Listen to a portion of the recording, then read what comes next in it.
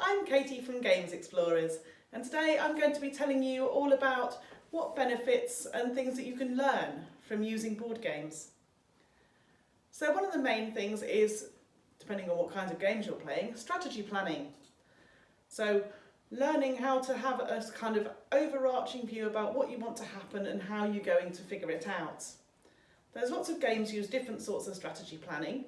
Something that you might be familiar with is something like Risk, where you're thinking like, this is something you want to do, where do you want to get to, how do you move your armies, and sort of like thinking this is my end game goal.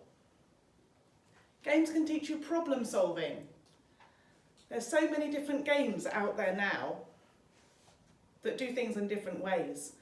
So you might have a game something like Forbidden Desert or Forbidden Island, where you're all working together towards a common goal, but encourages you to listen to one another and to communicate with one another so that you can work together, because if you don't, and if you don't maximise every individual's strengths within the game, then the game will win.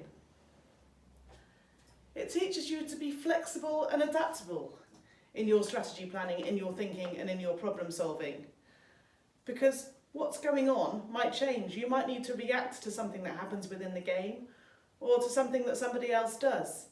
So you might need to change your plan, change your strategy. So games can help you learn how to do this kind of flexible approach to thinking. You might need to learn how to make sacrifices. If you think of a game of chess, when you have all your little pawns lined up on the front row and you send them out to do their bit in the battle, you might lose them. You might sacrifice a piece because it will put you into a better position later on. So strategy, problem solving, flexibility, learning how to sacrifice, but also learning how to fail in a safe way. You can play a game. If you don't win, if you're not successful, you can think about it and think, well, what would I do differently? What did I do?